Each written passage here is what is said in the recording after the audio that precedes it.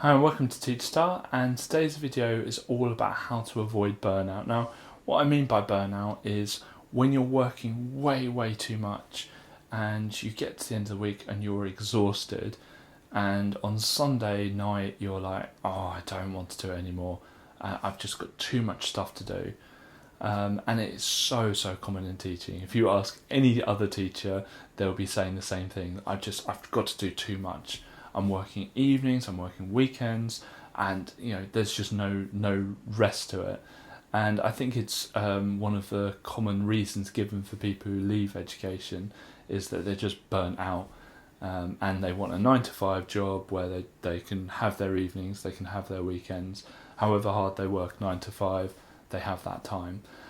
And it's a really difficult one, and this always depends on the school. I know friends of mine are at schools that are really tough, naming no names, but big academy chains, especially in London, ask a lot from their teachers, and they kind of have a kind of churn policy that okay, well, if you can't cope, we'll get someone else who can, kind of that impression of them.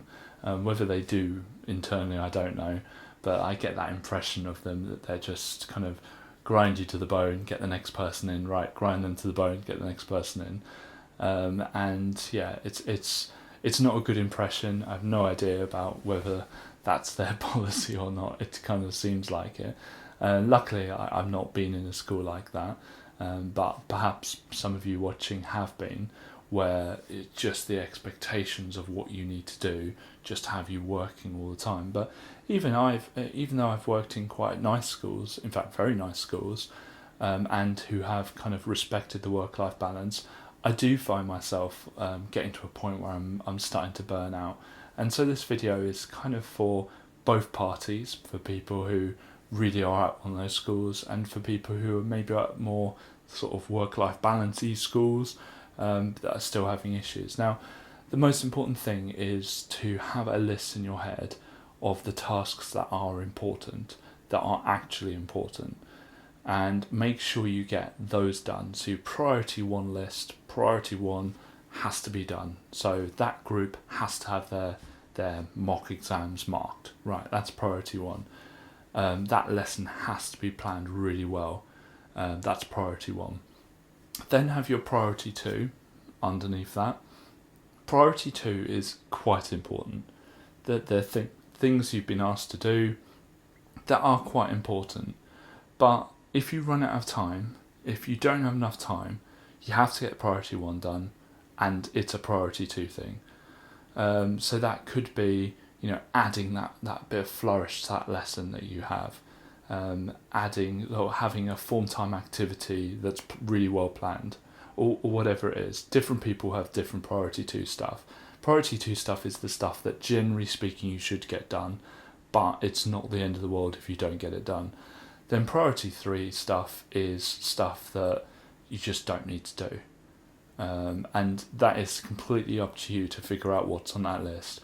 But when I've talked to teachers who are finding it really difficult to get through all the stuff that they feel they need to do, there's often quite a lot of stuff on that priority three list, the stuff that they're doing but they absolutely don't need to do. Making sure the PowerPoints all look lovely. Priority three, you can make your way down the list and you can do some of that priority three stuff if you absolutely have time. But priority one and two, get that stuff done, and think then, right, do I have time to get any further on this list? And when you start doing that, and when you start breaking things down, right, this is priority one, but actually this bit of it's not. This bit of it I don't need to do, so let's put that on to priority three. Suddenly that priority one list starts getting smaller and smaller, and you can absolutely make sure you get that done. Priority two lists, try and get through as much of it as possible, and only if you get through that stuff, get yourself on the priority three list. Burnout happens because you've just given too much to do. If you find that your priority one and two list is just too massive, or your priority one list is too massive, then talk to someone at school, talk to your head of department or your line manager, and discuss with them that you just physically can't get through this stuff. They might suggest, as a line manager myself, I would always go, right, okay, talk to me about the list, talk to me about stuff you need to do, what is taking you the time, and if it's planning your lessons, right, let's find a more efficient way of doing that.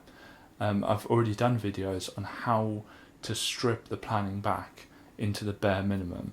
Is it marking? Well, I've done a video on how to strip that back to the minimum.